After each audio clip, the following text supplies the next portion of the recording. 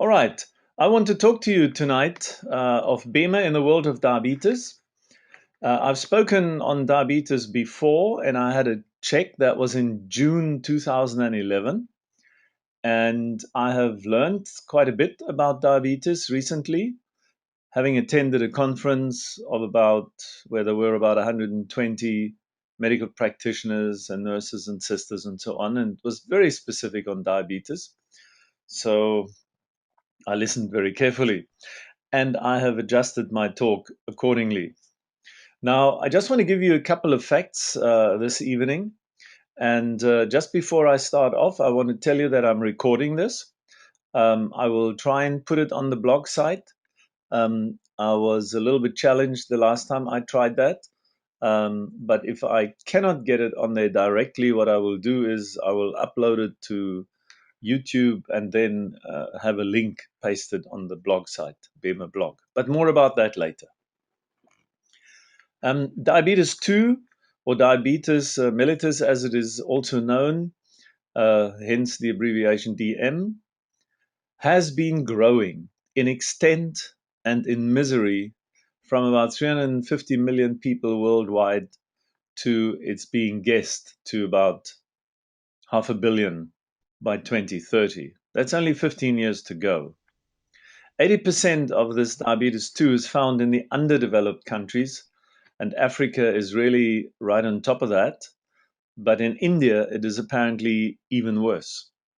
South Africa has about 2.5 million sufferers, with an additional 1.5 million who don't even know they got it. And during 2012, 63,000 people died of the consequences of. So it's quite a serious ailment. And 40 to 60% of lower limb amputations are actually due to this diabetes too. Also something I didn't realize before the conference. Yeah, in 2005, every 30 seconds there was an amputation. And in 2013, it happens every 20 seconds already. And those are amputations related to diabetes too. But if you think about it, every 30 minutes there is a loss of limb due to landmines. And look how much profile that gets. Rightly so, but in diabetes, it is much, much worse. It is, in fact, then 120 times as bad. On the African continent, the situation around diabetes 2 is even worse.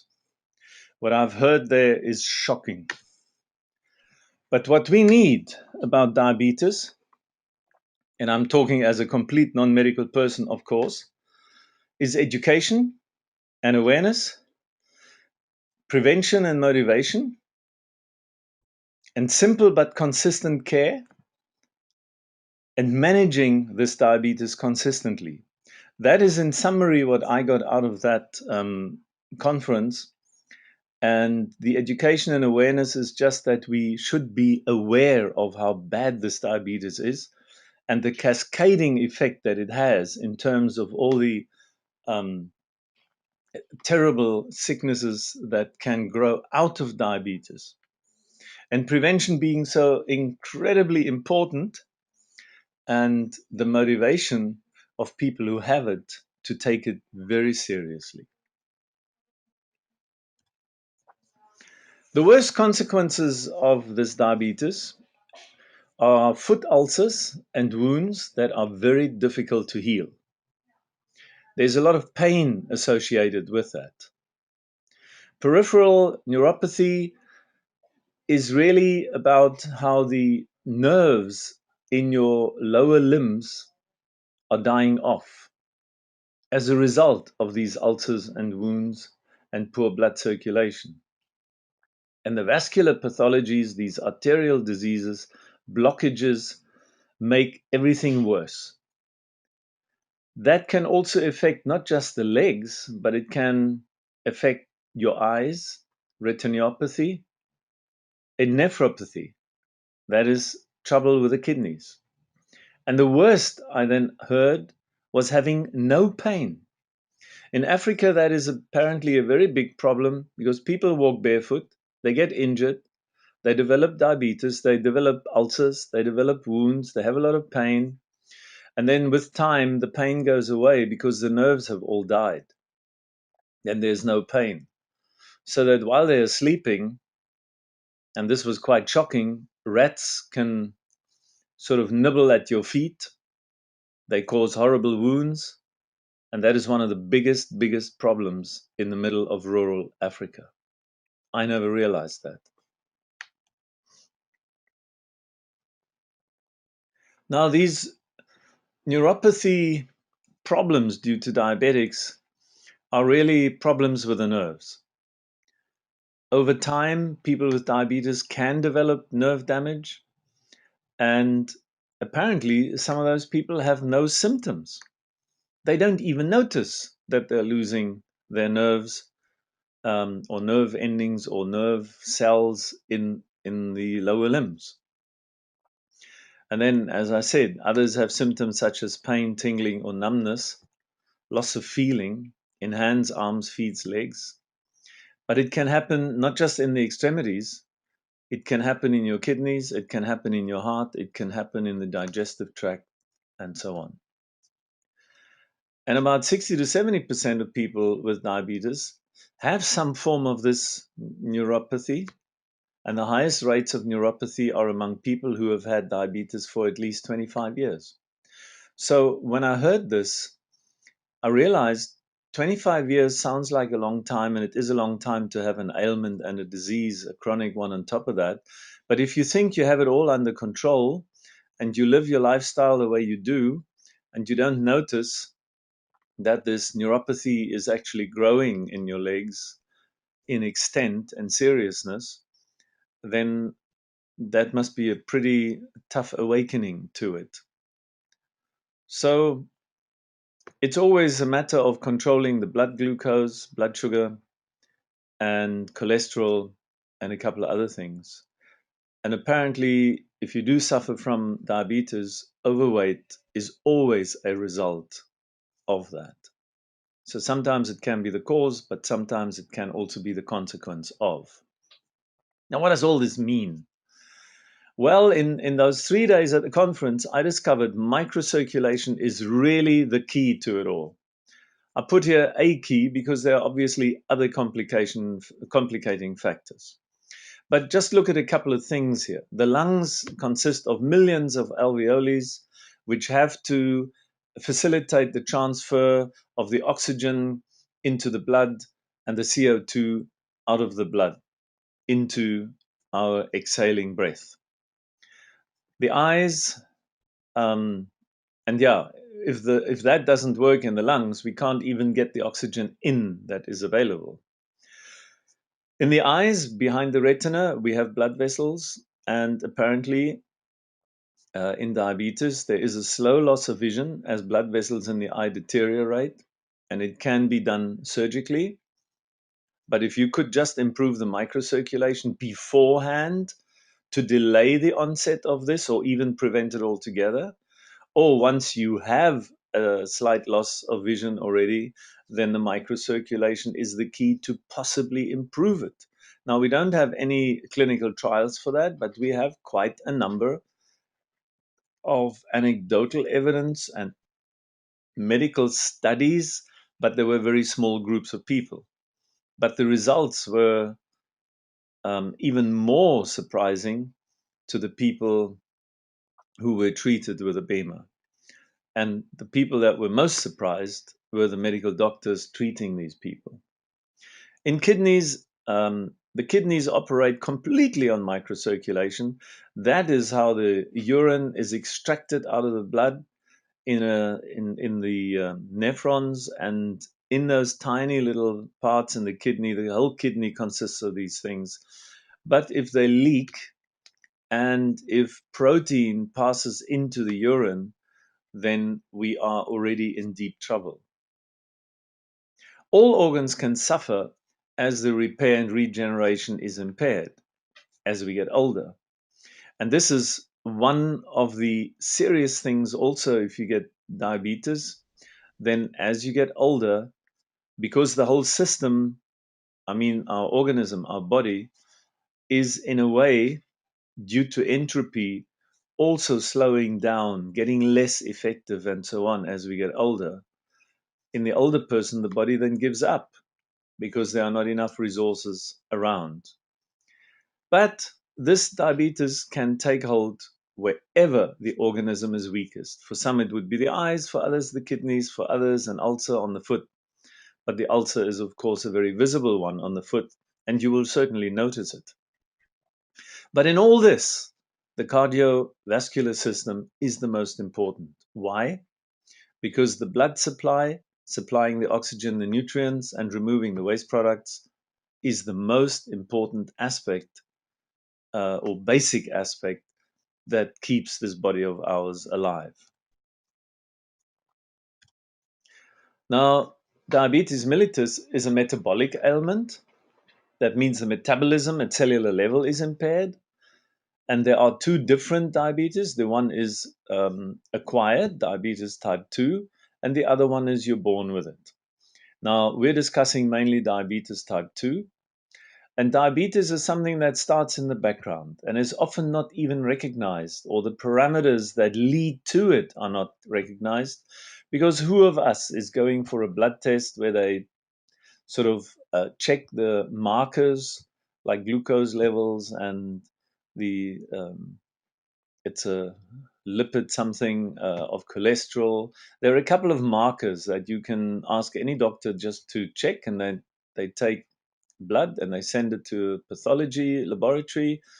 And it's not cheap actually, but it is worth doing every 3 years or so to see if this diabetes is creeping up on you.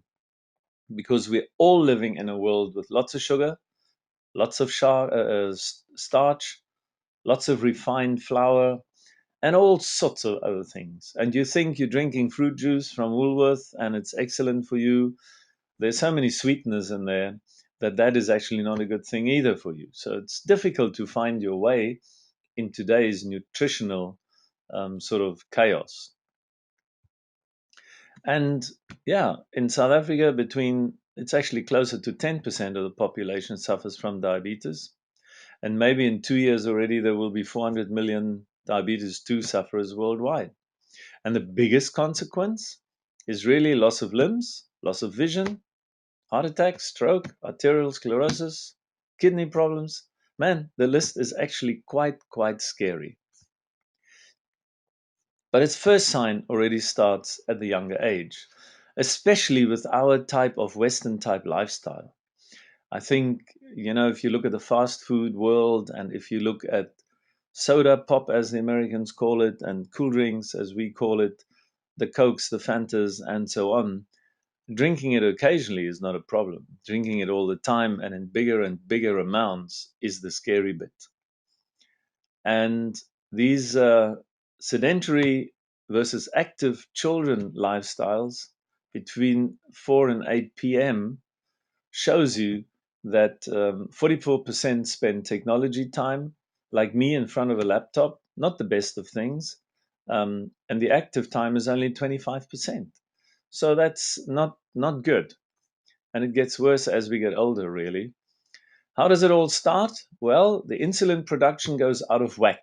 I just call it goes out of whack. It's a very complex process, biological process in the pancreas. And this insulin um, gets produced in too little amounts. So when there's too little, the whole control of moving glucose to the cells is impaired. And too little glucose means there is too little energy production possible at cellular level, this ATP, this adenosine triphosphate, remember?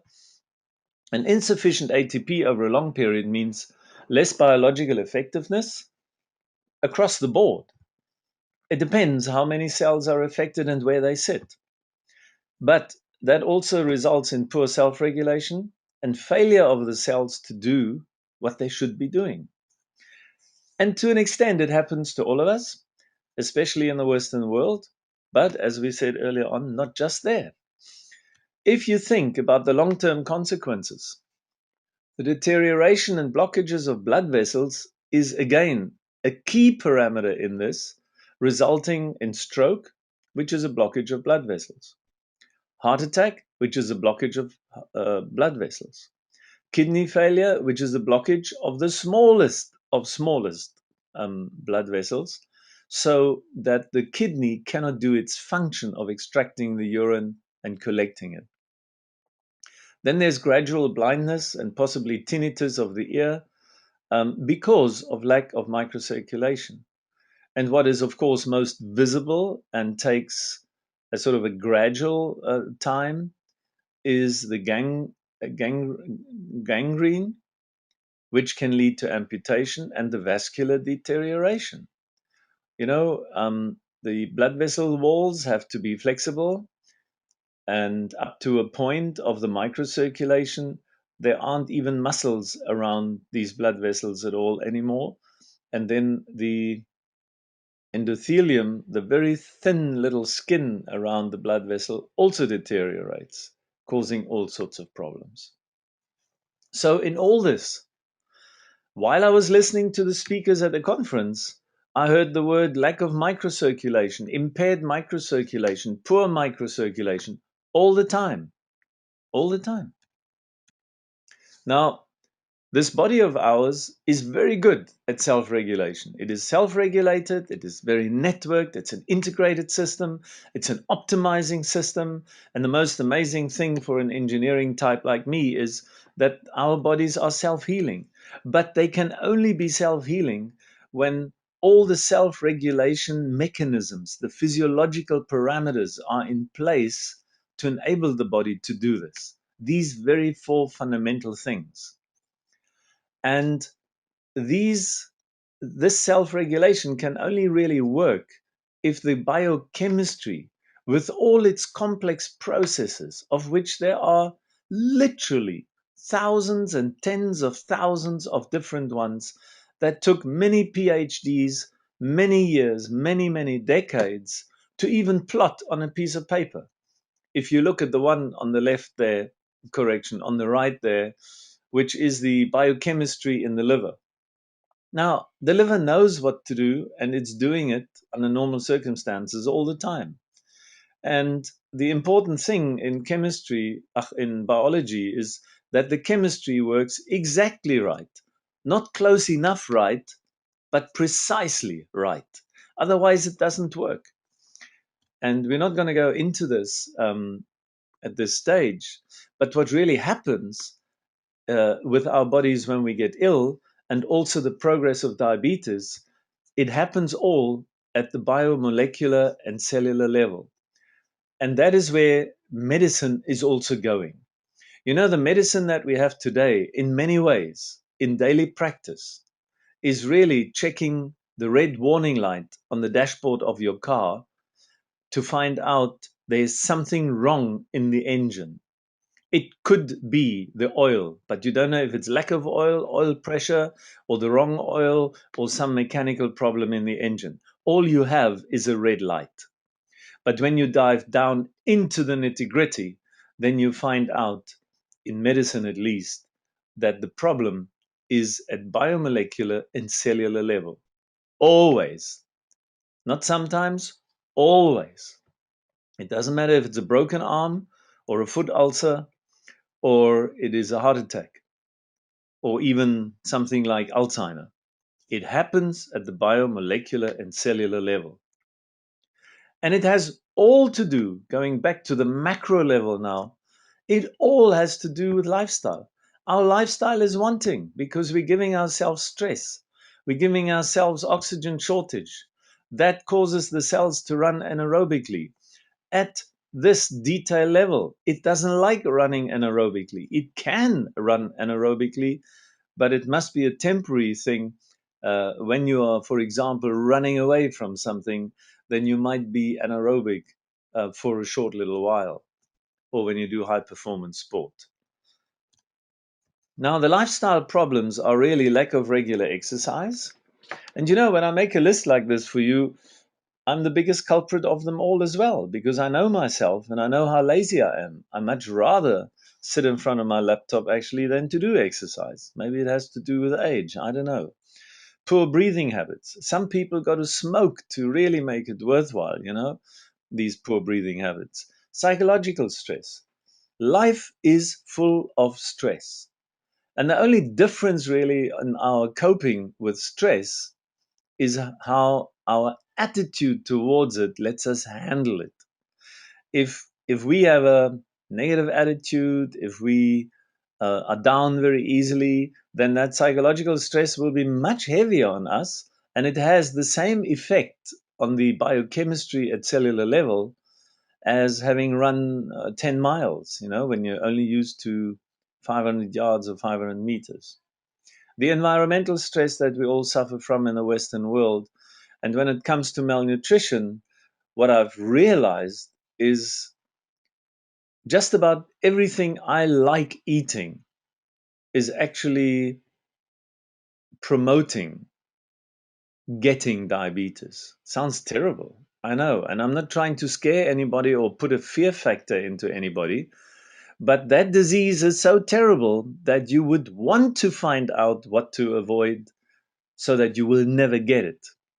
And yes, if you look at the percentages, then most of us won't get it. That depends how old we get and what our lifestyle is going to produce. One thing's for sure, the diabetic epidemic is much worse than bird flu or anything like that in terms of epidemic proportions. And the common factors to all these things, really, in the end, is that our body could cope if there was good circulation and if there was sufficient oxygen. But because we eat the wrong stuff, that aggravates it. And because we don't move, we don't do exercise, then this lack of locomotion does its part as well. And this is the final picture, and it's not a pretty one.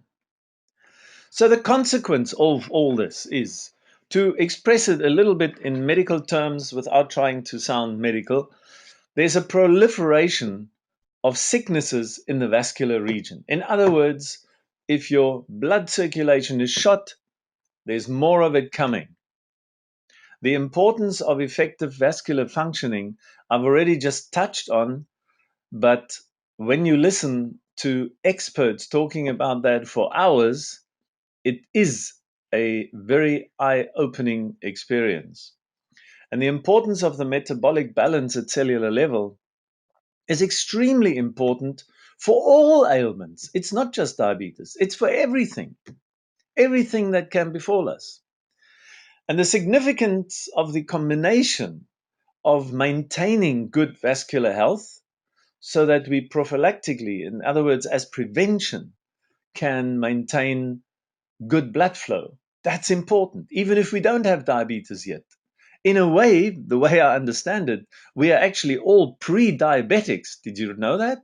Even if you haven't got a sign yet, just watch your blood markers slowly over the years, over the decades, and you will see that if you live the lifestyle that most of us have to live in the Western world in a city environment, then we are pre-diabetics, like it or not.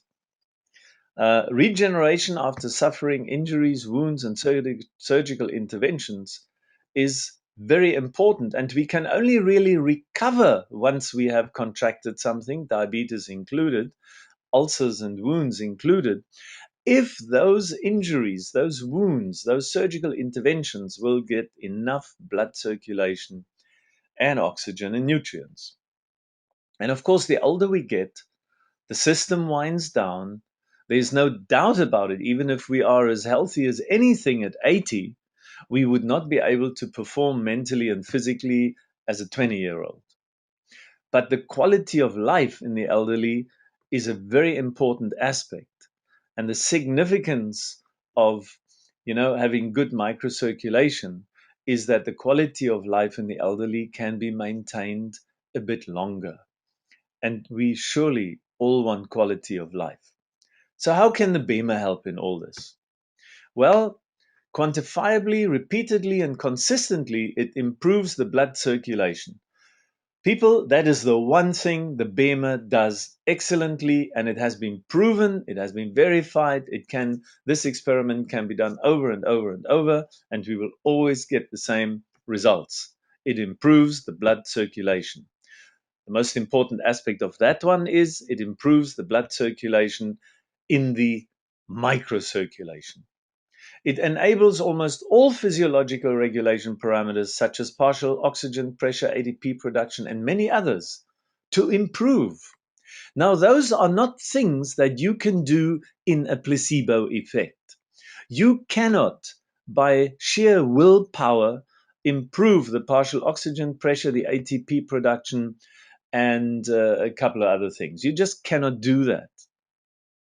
The B.E.M.E.R assists in the important area of recovery and regeneration, but the aspects of recovery or that are important in recovery and regeneration are the same physiological parameters that maintain your ability to stay healthy and stay fit. You know what I mean? The same parameters that can prevent sickness are also the ones that exasperate, um, uh, what's the word? Make it worse, you know? The key is really an unobstructed vascular system, which really represents a supply and removal road system for the body. In other words, an extensive transport system to supply the nutrients and oxygen to the cells and to remove waste products from the cells.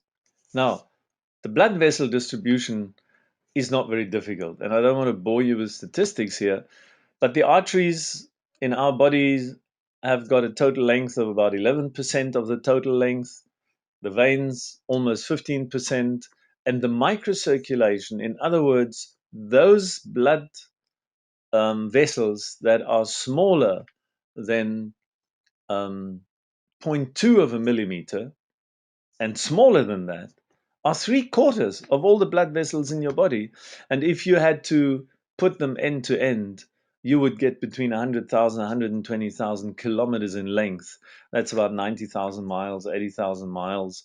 That is an incredible length of blood vessels hidden and folded into your body. And as I said earlier on, the microcirculation consists of blood vessels between zero point 0.2 of a millimeter down to 6,000ths of a millimeter. Now, 1 millimeter is a tiny little distance. And to look at a fifth of a millimeter, which is the beginning of the microcirculation, is already remarkable. But the exchange of nutrients, of glucose, of oxygen, and the reabsorption of CO2 and waste products back into the blood all takes place in the capillaries. And the capillaries are something like 5 to 7 thousandths of a millimeter in diameter. And that all has to work. So the B.E.M.E.R therapy represents a real breakthrough in the understanding today of effective vascular functioning. Because effective vascular functioning, if you could see it under dynamic conditions and with the special visual microscopes that Dr. Klopp at the Institute of Microcirculation has to his disposal, we find that these researchers understand vascular functioning much better. Now, in the past, in the last, say, 20 years, what was investigated is how does the vascular system react to chemical treatment? Could we improve it? Could the medication maybe get through the vascular system easy or with difficulty? And it was difficult to get the active ingredients in the medication to the cellular interface because let's face it, if the last couple of millimeters in your capillaries are closed because of blockages or because they are just not working anymore, then you will not get the active ingredient in your medication to the cells. And that means the only alternative you have is to increase the dosage. Also, chemical treatment is very slow. It takes hours or days even to get to its destination. And with medication, when it comes to many ailments, not just diabetes, there's a relatively low efficacy, in other words, the efficiency and effectiveness of the medication. And of course, with all chemical medication, there are potential side effects. And sometimes the side effects are worse than the healing um, activation that this active ingredient can produce. Now, the B.E.M.E.R treatment is a physical vascular treatment. We're not using chemistry. We're using a phenomena which was discovered uh, in real breakthrough research at the Institute by Dr. Klopp. And this breakthrough technology was developed in Germany in 1998. And it grew out of the old electromagnetic field therapy, which nobody really knew exactly how it works, if it works, when it works. Okay. And it wasn't consistent. But that has all changed because the Bemer treatment, although the active ingredient is an electromagnetic pulse of a very, very weak intensity, it is a physical vascular treatment. And we can see under the microscope that when the Bemer is switched on, there is an immediate response in terms of vascular flow and vasomotion, the dilation and contraction of blood vessels. It is side effect free, and it is compatible with all medication. So it's not throwing out medication, it's just saying medication, come on board. Now we can actually deliver it to the destination where it is meant to be used. And the B.E.M.E.R physical vascular therapy produces certain effects. The effect, by the way, is not healing anything. The effect is at the microcirculation, which is 3/4 of the blood vessels, remember. What does it do there? It activates the dilation and contractions, which is a natural rhythm at these smaller blood vessels, which hadn't even been known 20 years ago. It wasn't even, medical science wasn't even aware that there was such a thing at that small diameter blood vessel. And how does it do that? Well, it has a very specific type of signal, and that signal is repeated in a very specific sequence, or call it a rhythm. And that rhythm is dependent, or rather the rhythm, yes, the pulse repetition rate that you push through the tissue depends on the diameter of the microcirculation you want to target.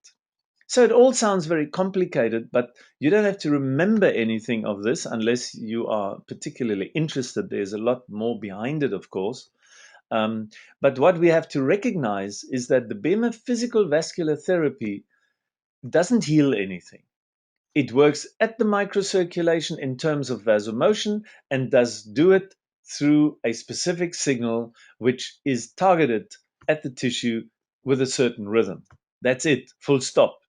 The result is that the body's self-regulation system can now kick in and fix many, many things, including diabetes 2, the onset of it, the healing of it, the using less medication.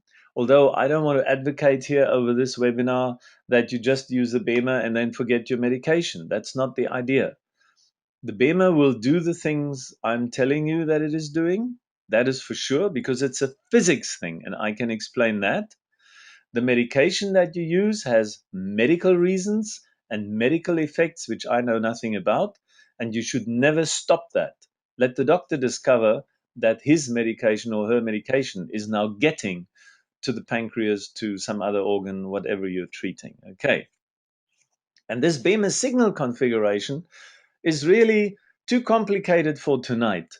But I just want to show you this picture. What we see here on the left is the artery, then we have a large diameter artery, then we have smaller arterioles, and the smaller arterioles, the larger arterioles and the smaller arterioles are necessarily of different diameters, and each diameter range has a different response in terms of the pulse repetition.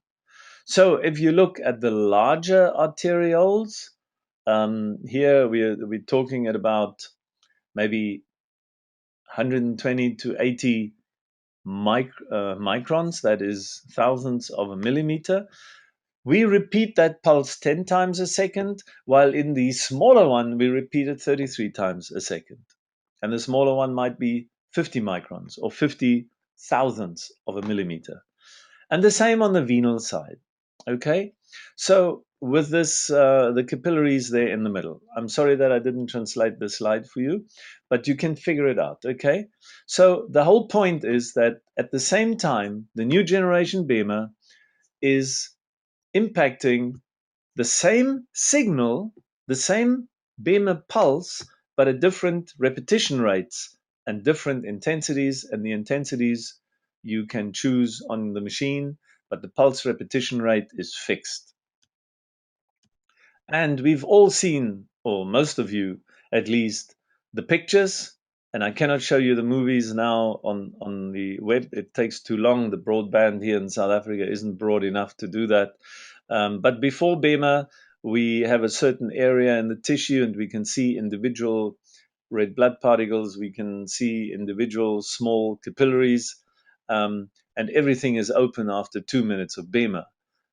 But it's only open where the body wants to open it. That's another story for another evening. I'm focusing here on what this could all mean for diabetes. If we have closed capillaries and you have the B.E.M.E.R on for 2 minutes, then already capillaries start opening in places where the body hadn't used them for a while. What does that mean? That means that the cells in the vicinity of this capillary will get their oxygen, their glucose, produce ATP, function properly, do all their chemistry right, and the body's self-regulation mechanisms can kick in. The immune system is another one that is directly influenced by the B.E.M.E.R by having more white blood particles in the bloodstream. Here is just one on the lower wall. You can see it there. Over here, there's one. And they slowly roll along on the inside of the blood vessel wall. But already after just 2 minutes, we get a lot more released from the lymph nodes and so on. And that's what we want. We want these white blood particles. They are like policemen in the army and homeland security. That is looking in the body for viruses, for bacteria, for malfunctioning cells, for tumor cells, and for all the cells that are not doing what they're meant to do, like possibly the ones that produce insulin in the pancreas. Okay, so the improvement of physiological parameters after the B.E.M.E.R therapy, say average on 6 weeks daily treatment, is significantly improved vasomotion. Remember, that's a dilation and contraction of the blood vessels. A significant improvement of more capillaries, hence there is more blood flow. That's what we want for the cells to get fed and waste products removed. Almost a third increase in the venal backstream. That is, all the blood has to go back through the venal system, back to the heart and the lungs. And 29% improvement in oxygen extraction. People, you don't even need an hyperbaric chamber if you could do this.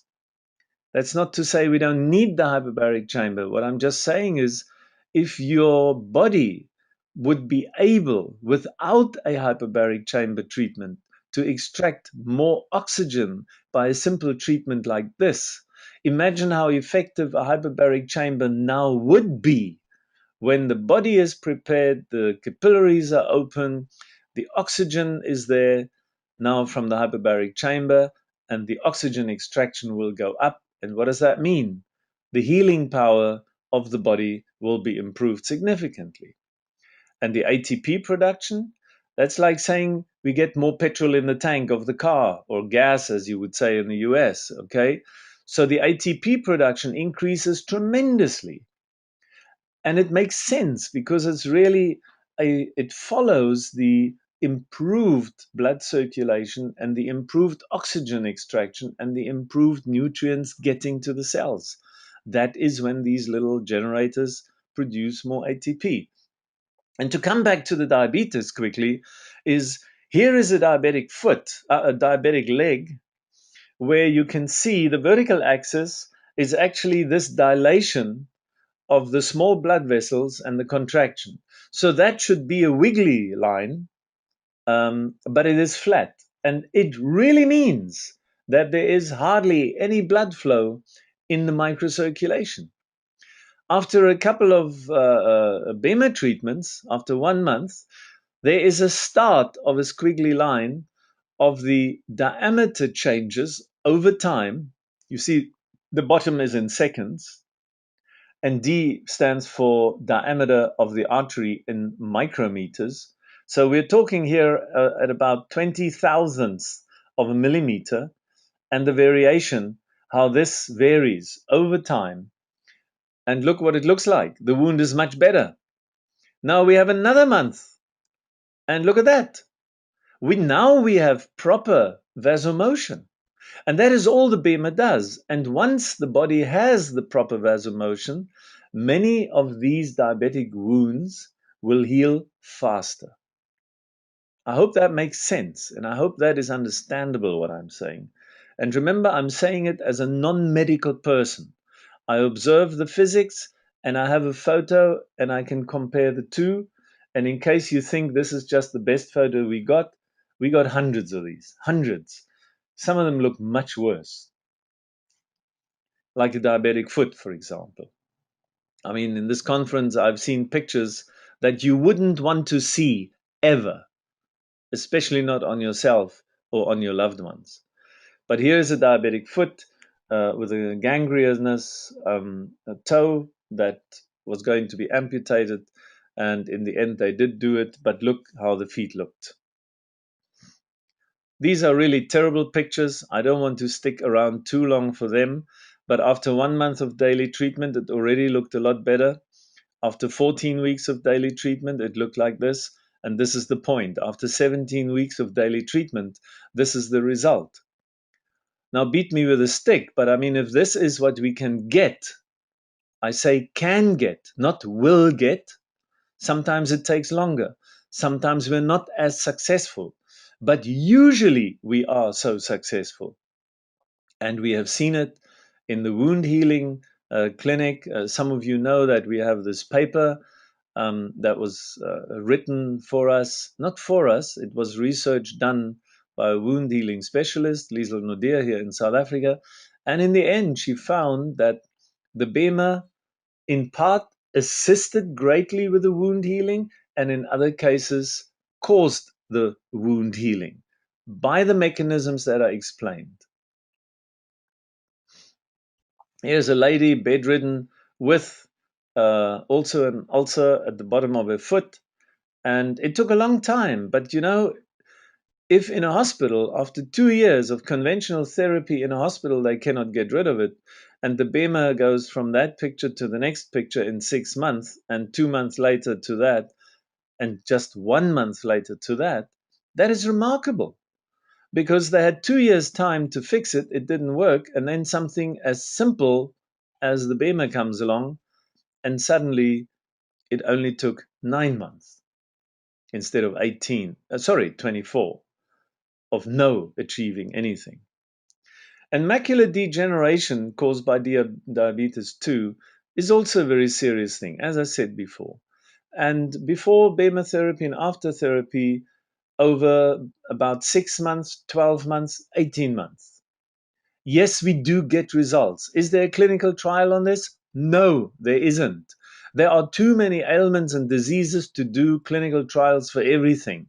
However, when you get the idea that the microcirculation is important and you can improve it, then many things will improve. It's like when all rooms are dark, but you figure out that a little candle can actually put light into this, then it doesn't really matter which room you go into. You will always light up the room with the same candle. You understand the metaphor here? So can the B.E.M.E.R effect be really explained?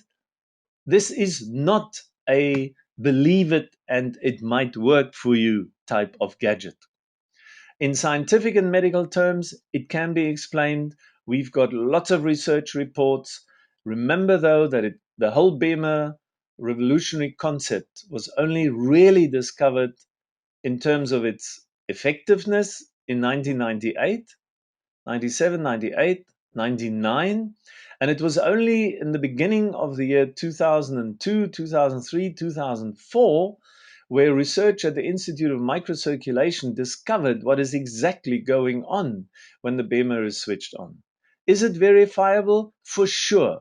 It's like a physics experiment that can be done anywhere in the world if you have the same apparatus and the same conditions which are defined, which are laid down, you will get the same results. Is it credible? More and more every day, every month, every year, as we get more and more reputable institutions, universities, medical people involved, improving what we are finding for over almost 15 years now. Who knows about it? Too few people know about it. Much too few. And there are two reasons for that. There's, of course, a professional paradigm that says you cannot have some treatment that works on everything. I agree with that, except if it is something like this analogy I took now with a light. If you take a light into any dark room, it doesn't matter what the dark room looks like, you will light it up with the same light. And that's all we're doing. Microcirculation is everywhere in the body. We can stimulate the microcirculation, and then the body will light up in those organs where it is needed. Understand? Are there studies? We got lots of studies. Not always clinical trials, we got some of those, but we got lots of studies. I've got about 450 pages. Unfortunately, it's all in German. For the English speaking world, it's not much use, but I am told it is being translated into English. And once it is in English, we will make it available to anyone who wants to have a look at it. There is a wealth of data there, and it's becoming more and more every single year. But we've got 100 million cells in a human body. They're all different types, but similar in structure. A nerve cell, if you really want to know, today anyone can go on Google, anyone can go on YouTube. You can discover biology for yourself, which will amaze you. If you don't believe in God after that, you never will. But if you look at the different cells and how they function, they basically all require oxygen and nutrients to produce ATP. That is the real thing that keeps you and me alive. Every single morning when you wake up, it is because your ATP production at cellular level is working. There's a medical term for when it is not working. It's called you're dead.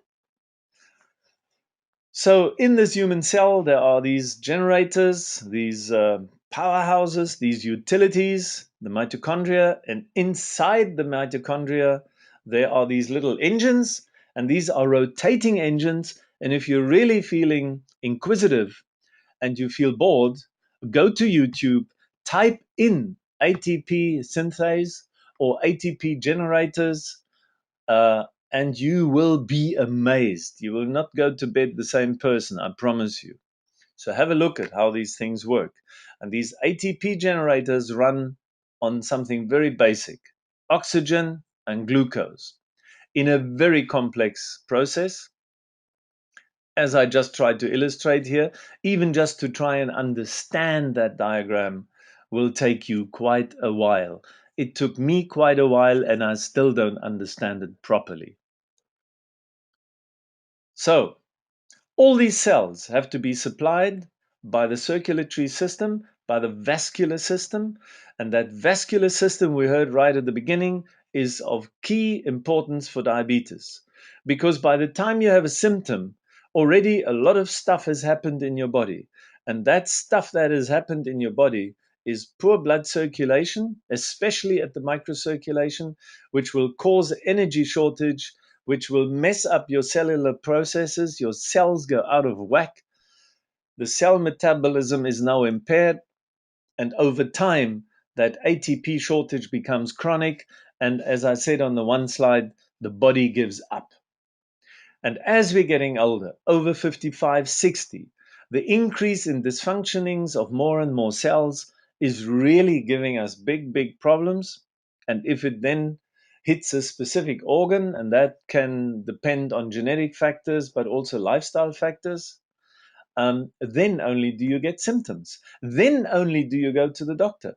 One of the speakers told us that in Africa, in Tanzania or somewhere, 85% of the people with foot ulcers due to diabetes, when they arrive at the hospital, have to be amputated immediately because it's too late.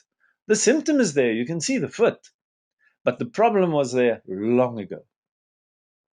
So remember, 75% of your blood circulation, which is absolutely essential for you to survive, to live, to do what you're doing, that has to be in tip-top shape for everything.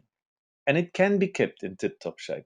And if we do that, we stimulate the microcirculation, then we improve the essential supply and removal mechanisms for cells, which improves the biology, which improves the self-regulation and self-healing ability of the cell, of the body. How difficult can that be to understand? However, I want to make something very clear here. The B.E.M.E.R does not replace diabetes medicine, but the treating medical practitioner will most likely reduce the dosage, and together with lifestyle adjustments, the diabetic may become medicine-free. We've seen it a few times now, so I'm telling you, do not reduce or stop medication under any circumstances. Let your medical practitioner, let your doctor decide on that. You don't decide on it. So how can we target prevention? Well, the first and most important thing I took from that conference was change your lifestyle. Exercise more, eat the right stuff, and be aware that there is such a wicked thing called diabetes too. And every one of us, especially in the Western world, but for different reasons in rural Africa as well, has to be aware that it is creeping up on us. Slowly, slowly, slowly catch the monkey. And watch out for weight gain. The weight gain could be a reason to develop diabetes. It will make it more susceptible. On the other hand, if you gain weight, have a look what your diabetes markers look like. In South Africa, according to a speaker there at the conference, 86% of diabetics are not on target with any of these things: exercise, nutrition, awareness, and weight gain. They just ignore it because the foot isn't black yet. How can we target early treatment? By education. It came out over and over and over again that we must educate the people as to the seriousness of diabetes. The early awareness, I'm very glad with 63, I mean, it's maybe a bit late already, but I've now discovered it. I'm aware of it. Certainly, I will never be not aware of it anymore. But if we can get early awareness at a younger age, that'll be fantastic.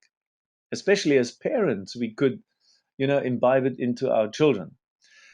Early treatment, if we do develop something that already looks like a foot ulcer or something like that, and effective treatment, because it's not just a matter of a plaster or a couple of stitches or a couple of this or a couple of pills. Effective treatment is a big, complex, as you will see later, multidisciplinary team approach, and minimize the progression to diabetic neuropathy. Because once you're into that part of the disease, we're all in trouble. Because neuropathy is a highly progressive situation and has to be reassessed continuously, as the medication that is used is sometimes very aggressive and can't be used forever and must be adjusted to preclude serious high-risk side effects. How can we target the treatment? Well, there must be proper wound healing strategies for diabetes, blood pressure reduction in general, maintain the glycemic target, in other words, the blood sugar levels, cholesterol levels. Do eye screen often. I mean, the eye surgeon said less than 50% even of diabetics receive ocular care. They just think it's part of aging that suddenly you need glasses every 6 months. It's not so. It's a result of the diabetic deterioration of the blood vessels. Have a foot inspection weekly. I mean, you can look at your own feet. Watch out for small injuries. And of course, the whole vascular assessment. It would be fantastic if we could just use the B.E.M.E.R every day, then that part of the equation is out of it. So the requirements for vascular assessment are really that your heart is in order, that you don't get atherosclerosis, and improve the microcirculation. You hear that? Improve the microcirculation. 30 to 50% of diabetics with foot ulcers will be gangrenous. 23% will undergo immediate amputation when that happens. Those are shocking things. Shocking. Very few people with amputations return to a normal life. Let's face it, if I had to lose a leg or a foot now, that would be really, really tough to get back to normal life. But with proper vascular evaluation and interventions, apparently diabetics had 57% less amputations in a 20-year study. I think it was conducted in the UK, if I remember correctly. If there's little or no pulse in your foot, it is most likely that the patient suffers an ischemic limb where the blood flow distribution in the lower limb has reached near catastrophic situation. That is scary, and that is something, and again, I don't want to scare you. I just want to scare you enough that you are aware of the bad consequences of this really wicked disease. Improve the circulation, improve the microcirculation so we can get more oxygen there, extract more oxygen, increase ATP production, and have more effective cell biology. You know, those are the typical statements of an engineer. We are just putting the facts down, and then many things can be sorted out because we have a self-healing, optimizing, self-regulating body. But that's essentially all the B.E.M.E.R does. It's quantifiable, as I said, it's repeatable, it's consistent, it's quite ordinary in its sense of application. You just lie on the thing, you don't have anything connected to you, and these things will happen. So it's ordinary, but it's extraordinary in its effect. And it acts as the cause, not at the symptom. Remember, when you have the symptom, a lot of things have happened already. By acting at the cause, you can prevent a lot of things from happening. It's gentle and it's safe in the effect. There are no negative side effects. As impossible as that might sound to a conventional medical practitioner who knows that every form of medication has negative side effects. Just depends how high the dosage is. Not in the case of B.E.M.E.R. The results are massive and life-saving. Of course, there's much more to it when it comes to understanding and treating diabetes. And I'm fully conscious that I, the technology guy, is trying to talk about something that he knows very little about. But hey, I understand principles, fundamentals, and I understand physics. But what we do need when it comes to understanding and treating diabetes, and I'm not again talking as a medical person, it is integrated treatment approach with an interprofessional team, not just specialist, one specialist, but lots of specialists in various things. People that understand wound care, wound treatment, wound healing. People that understand the benefit of hyperbaric chambers and how it can be integrated into all this. People who understand pressure points and footwear that has to be designed, podiatrists and so on. How to prevent ulcers if you are already a serious diabetic. The reconstructive surgery that has to be done, possibly on your vascular system, possibly on feet that are completely, broken as a result of the poor vascular situation. The consequences of amputation when it comes to that, the psychological impact, the lifestyle adjustment, the loss of income, the coping with the pain, and also the pain at home with the people around you, and the further progression of this disease are things that have to be considered and managed by specialists, but in team context. And the pain management, and the rehabilitation maybe, and the nutrition. There are lots of things. I don't know them all, but those are just the few things that I extracted from this conference. So for which other conditions will the B.E.M.E.R work? Not just diabetes. Virtually all ailments where an improved microcirculation is a key parameter and where a strengthened immune system matters, for the reasons I've already given you. Can it be that simple? No, it's never simple. It isn't simple in this case either. The practical complexity of diabetes 2 is extremely difficult to understand. But it isn't so difficult to prevent. It isn't so difficult to treat if you have the right approach and the right infrastructure and so on. But the B.E.M.E.R physical vascular regulation therapy can make an enormous difference. We know it does because we know a lot of people have already used it.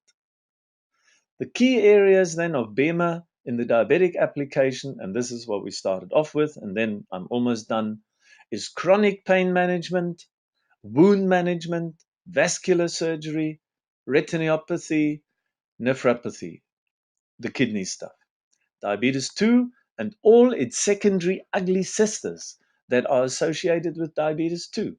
Terrible sisters. B.E.M.E.R is really something for everybody. It's available in South Africa for 14 years already.